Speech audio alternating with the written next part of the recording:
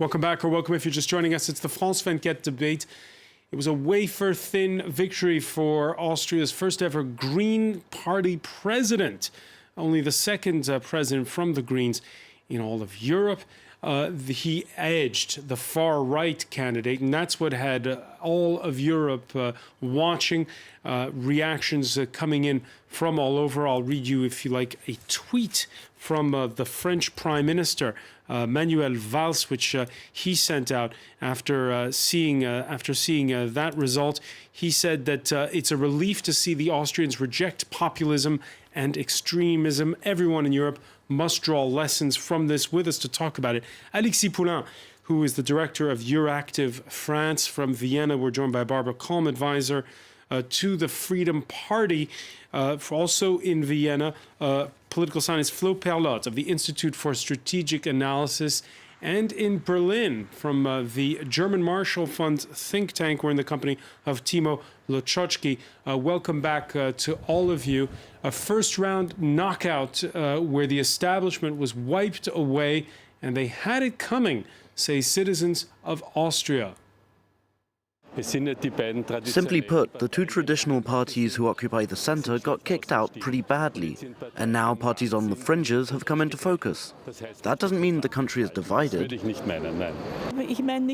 Even while they were in government, the Socialists and the OVP weren't able to agree on anything. They've always been divided. One party only cared about its own supporters, the other did the same. For more, before we go back to our panel, let's go to correspondent Jessica Saltz, who is in Vienna. We saw the first remarks earlier from Austria's new president-elect. He didn't say the word migrant. He didn't say the word refugee. He did, though, talk about polarization and the need for a new political culture.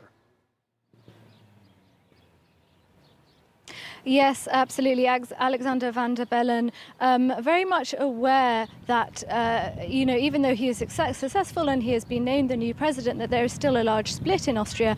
And he didn't try to cover this up in his speech. In fact, he addressed it head on. He said there is a need for a new sort of culture of conversation in Austria and a new type of politics that doesn't just focus on itself, but rather really addresses the concerns and the real worries felt by ordinary people. And I'm sure that will be appreciated by many Austrians, because certainly the Austrians that we've been speaking to over the past few days have been saying just that in criticism of the current government. They feel that the current coalition government, led by the Social Democrats, really is just very much out of touch with current Austrians of all ages, whether they be young workers up to pensioners. They just feel that the current political system is very inward-looking, quite esoteric, and just not in touch with the Austrian people. So Alexander Van der Bellen didn't, push past this. He addressed it head on in his first address. Pushed it head on, but as you say, if the traditional mainstream parties, Jessica, are discredited, what does he do as president of Austria? Does he stay out of it, or does he call a snap election? Well, I think that remains to be seen. Alexander Van der Bellen, from what we've seen of him so far, does not strike me as the person who will go so far as to dissolve or dismiss the current government, although we know that now that it's within his powers as president to dissolve a government that he thinks is unconstitutional. I don't think he would find this current government unconstitutional. In fact, politically, they are along a lot of the same lines, especially when it comes to issues of social democracy. They're both sort of in favour of restructuring a migrant policy, but certainly allowing migrants to come to Austria, and also, very importantly, pro-European. So I think Alexander Van der Bellen will hopefully be working with the government, not against it. And in fact, that's what he said also today in his address. And in fact, Christian Kern, the new Chancellor of Austria, has also expressed his best wishes for Alexander Van der Bellen and said that he very much looks forward to working with the new president. Many thanks for that. Jessica Saltz, who's been reporting for us from Vienna during that suspenseful wait for the final outcome. Now, ahead of the final vote tally, the Austrian foreign minister seemed to be saying almost that it was just another election. This as he entered a Brussels meeting of EU foreign ministers. This was a free, fair and democratic election in Austria. I voted as a citizen for my preferred choice. However, as the Minister for Foreign Affairs, I will work in a professional way with whomever wins. My message to everyone is to accept the result because it was a democratic election. Alexis Poulain, your reaction to those remarks? Saying, insisting on it's a democratic election. We know it's a democratic election. Why is he? Maybe this fear that there will be a voice sort of getting bigger and bigger about some vote manipulation, because there was this time between the votes and then the vote from the post and a bit of mismatch. And the win is so close that it's legitimate that the Freedom Party will ask a recount or something like that. Also, they said that they won't, and they acknowledged that their defeat. So I think it's important, and you see at the Vox Pop and different people saying that no, Austria has to unite and work together. And what's your reaction? Because here in France, whenever there's been this situation where the far right, in fact, we have a precedent in 2002, the far-right candidate gets to the second round, Jean-Marie Le Pen, and there is what's called a Republican front, where the left, which was knocked out, called to vote for the conservative candidate, Jacques Chirac at the time. In Austria, we didn't hear the mainstream parties calling to vote for Mr. Van der Bellen. No, they don't do that. There was no call of vote or consigne de vote, as we say in French. So people are free, but pretty much you see, as what it was said before, that it's coalitions, people voting against a candidate rather than for a candidate. So it's very different than saying that Austria is cut in half between the Greens and the populist right party. Flo Perlot, if the center-left or center-right had called to vote for the Greens, would that have helped or hurt Mr. Van der Bellen? A little bit of both, I think. We have no tradition of parties saying their voters to vote for someone in a second or runoff election, because we have so few runoff elections. So this is no issue. And of course, there are also Social Democrats and People's Party, and they have to deal with their voters and with their bases. And there are also divisions in their bases, and people within those parties preferring the Freedom Party or preferring the Greens. So it would have been very difficult for those parties to say who to vote for in the second round. Go ahead. Sorry, just one thing about the snap election, which is coming up and up again. It was an issue in the election campaign, but in fact, that's not so easy for the president. He cannot dissolve parliament all on his own. He needs government to make the proposition. All he can do is he can he can dismiss the government, but I don't think Van der Bellen will do this. And we got a new chancellor just last week.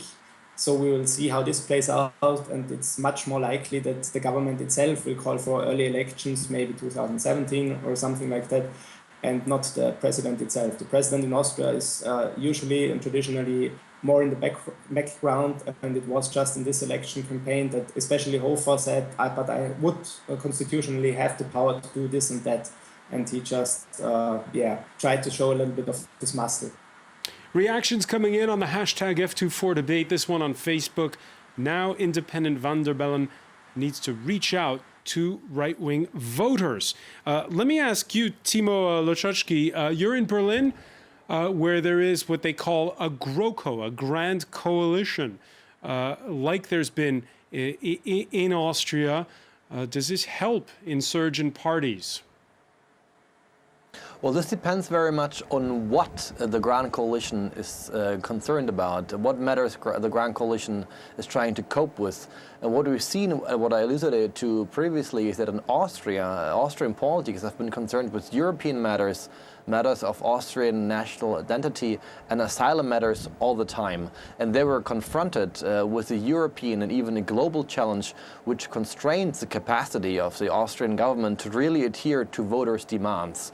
So basically, they were confronted with matters they could not deliver or adhere to voters' demands, given they were constrained by international scope scope conditions. In this very setting, it was fairly easy for the FPÖ to capitalize on the Grand Coalition's conditions. However, in Germany, it's a little bit different. You have a Grand Coalition, yes, you do, and they're coping or have to cope with similar scope conditions, with similar international complicated situations. However, the bargaining power, the political leverage of the German government is of course far bigger, far more substantial than their Austrian counterparts. And this, it might be an indication or a reason why the far right in Germany struggles to capitalize on a similar discursive climate as we currently witness in Austria.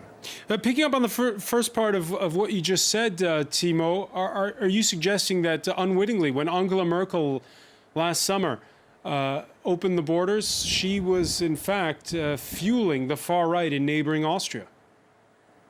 No, that's not what I'm suggesting. I'm just saying in her doing that, she put issues on the political agenda, migration and European matters, which make it far more easy for far-right agendas to thrive. Far-right parties in general have far more to say about cultural matters as Europe and migration than about economic topics. And if a leader decides to talk about Europe and migration, this enables a political situation which is far easier for the far-right to capitalize on. However, this is not a given. If voters still think that the cultural matters are taken care of convincingly by center-right parties, or you say by Angela Merkel in Germany, then they will still stick with the establishment. However, in Germany, voters knew it was a conscious and open, a voluntary decision by a German center-right politician to open the borders. So the sense of keeping control over the matter was probably far more pronounced in Germany than in Austria, which had to react to action in Berlin. All right, let's hope it's third time lucky with that connection with Vienna and Barbara Kolm of the Freedom Party. Barbara, you've been listening to what Timo just said. How much did Angela Merkel's policies weigh on this campaign? Well, I mean, Mrs. Merkel pulled the trigger last year, and the economic consequences and the social consequences of this politics just became visible just way faster than without her doing so. And this is probably the issue that, or this is the result that we see these days, that people are just not secure, or don't feel secure. They are afraid. They want solutions, and they want results. And our Austrian government has waited way too long to make decisions in either way. But they just simply did not do what they should do, namely show leadership. And this election is definitely, or the first round of the election is a result for them, and the individual, the people on the street wants results. And besides, our government has a working program, and if you look at that, they have not gone through that in the past years. They were way too busy dealing with themselves and not with their real job. And also the result of the election.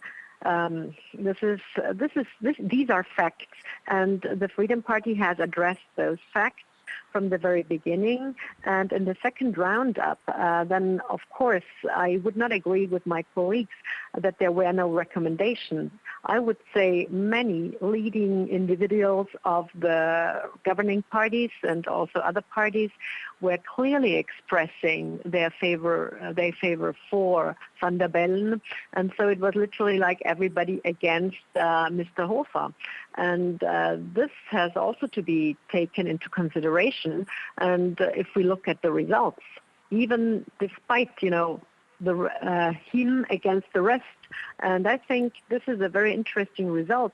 And now it's a challenge for Van der Bellen to unite and address, and I think he must address the questions that were discussed in the election campaign. All right, so 31,000 votes. Again, the difference. It's wafer thin. The far right, which continues to go from strength to strength across Europe, and after historic wins in this country, the National Front expected to make the second round of next year's French presidential election. There you see the map of looking at recent elections throughout Europe of how the far right has done. By the way, France's National Front, which sees the Austria vote as a good omen. I see a very impressive movement. He led his party to victory in the first round, which in any case is a historic victory, and proof that there is a real hope for candidates who believe in ideas which are different from those we've been fed for the past few decades. Alexis Poulain, part one of our discussion, we heard Timo Laszczewski say that there's a ceiling for the far right in Europe. Listening to Florian Philippot and ahead again of that presidential election, could the far right come to power? Well, they could. It's not going to happen now. I think they have time on their side. What we're looking at is that every election in the past few years, the far right was a key player in the election, either by sweeping the votes or being there on the second turn. So this is a big change, and they're winning also the heart of the European Parliament. Now they have a group at the European Parliament with Marine Le Pen. So things are changing. We have ideas coming from right populism that came into the public debate. And look at Brexit, clearly. That was not a Cameron's idea. That was an idea in the UK that came because UKIP campaigned.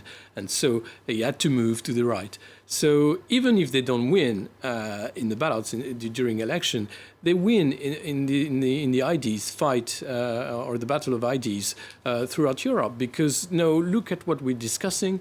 It's about what's the nation about, closing borders, what do we do with migrants and social welfare and this and that. And this thing about anti-establishment will last only until they come into power. And that will be the big challenge for them, is being into power, because all their speech basically is saying, look at them, they're doing, all the bad decisions are taken for the past decades. So, what's next?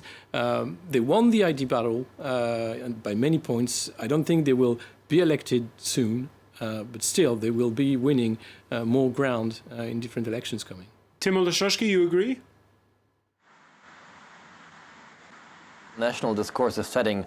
I would be definitely on board that the French Front National will most likely not be in charge of the French presidency in 2017. However, this depends against which candidate they stand in the second round. So if they stand against Hollande, for instance, or another left-wing candidate, it will be very difficult for center voters to rally against Marine Le Pen. However, if you have a credible center-right candidate in France, say Alain Juppé, then I think the center politicians will win big against any Front National candidate, and most certainly against Marine Le Pen. And this is already indicative for the rest of Europe. Timo, let me ask you about what Alexis Poulain was saying. How these populist parties are winning the ideas battle. Well, I strongly doubt that as well. They most certainly put certain issues on the agenda. However, whether they win the battle of ideas depends on the replies of the other established parties. If other established parties can come up with convincing ideas, it's not so important which ideology is backing these ideas. European voters, as we heard previously, they want to have convincing solutions to highly complex political challenges. They don't necessarily want the far-right solutions, they just want to have solutions. So the far-right can only win the battle of ideas if the established parties on the left or the center-right do not come up with a credible alternatives themselves. I haven't seen the credible alternative, but I'm looking at this, the reaction here. May I add something? Go ahead, Barbara Kalm. The point is the structural reforms. The point is public spending, and the point is the future of the next generation.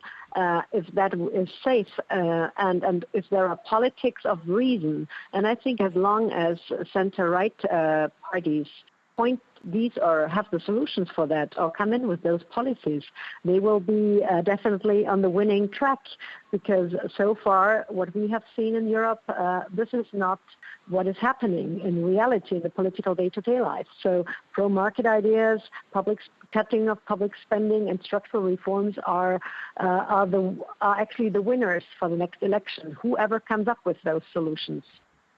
Alexis Poulain, is that there is still this wave of pro-market reform liberalism that that is winning the day in Europe? No, I think we're seeing the Juncker plan, for example, is more about putting back the money and using the money with big project and making sure that it's used. So it's a supply and demand policy. It's not a liberalism. And we see that we want to regulate the markets, the big companies and things. But what we see is that the answer so far, the big traditional parties all over Europe are sort of losing the game. They are either too slow to reform, or they don't get the leadership that they should deserve, and that's why we got this surge in populism or other option like in Spain. We don't talk about Podemos, for example, but you got civil society movement taking center stage because the traditional parties have completely lost a chance to lead. All right, so the insurgent parties from wherever they may come is what you're saying. This reaction, again, on the hashtag F24 debate. Bravo to Van der Bellen. Tolerance has spoken. A final word with you, Flo Perlot, on this. This thirst for insurgent parties, is that what you felt over this campaign? Not so much about insurgent parties, but I would agree it's, of course, a discussion about ideas and about direction. Many of the voters in Austria said this election wasn't so much about the person who will be president, but about the direction Austria will take. And in speaking European terms, this was a very clear decision. Van der Bellen said it was pro-Europe, pro-European Union and a deeper European Union, and Hofer said he wanted to cut back on this. And so this was about this issue, but I would agree that especially the government parties, also in Austria, have lost a little bit of their responses and are only reacting and not acting, and so they cannot set the agenda and are also are only reacting to right-wing populism, to FPÖ, but also to other parties, and I think that's a problem in other countries as well. Flo Perlot and Barbara Kumm in Vienna, many thanks for being with us. I want to thank Timo Lashoshki in Berlin. Thank you, Alexis Poulain. Stay with us. Our Media Watch segment is next. My pleasure.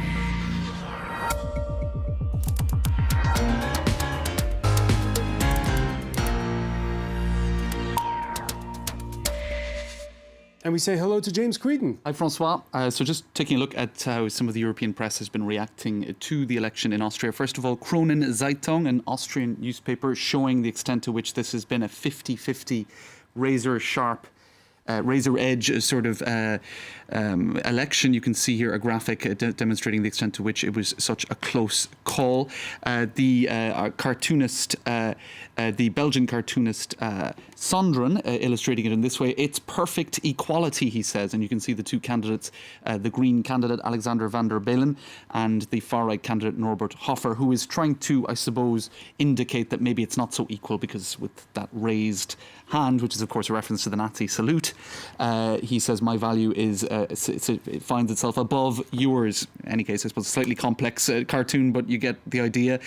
Meanwhile, the left-wing, the far-left French paper L'Humanité, saying that this was a razor-edge victory against the far-right. The Süddeutsche Zeitung newspaper in Germany essentially saying the same thing. For the EU Observer, this is a case of relief across Europe.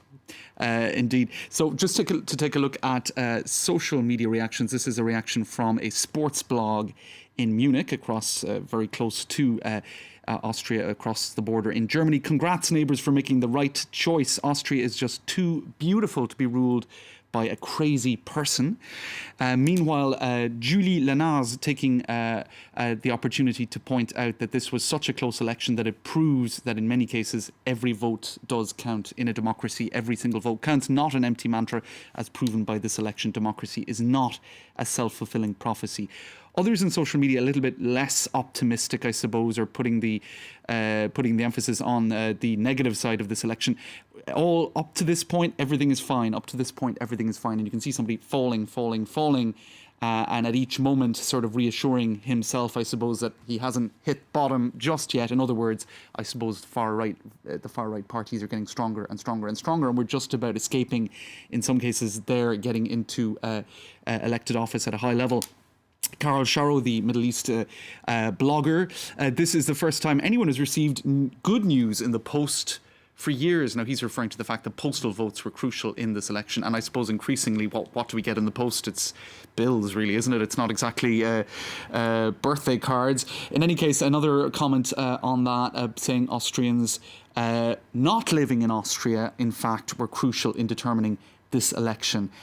So some a little bit concerned by that. That speaks to me. And let me ask you about this, because you know that for the Brexit vote coming up in June, you have to have lived within the UK over the past 15 years to be able to vote. What are your thoughts on that, Alexis Poulain? The fact that it is people from abroad in this case who tip the scales. Yeah, it's not just people from abroad. You can vote also via post by living in Austria, just not going to yeah, I think the Brexit, they want to make sure that there's a fine line between manipulation of votes and who are the people voting. And it's still, we discuss about the extreme right winning the IDs. Look at this. You have to live in the country for 15 years because you can actually vote. François Hollande had a promise to make foreigners vote in France. It was in the list. It will never happen.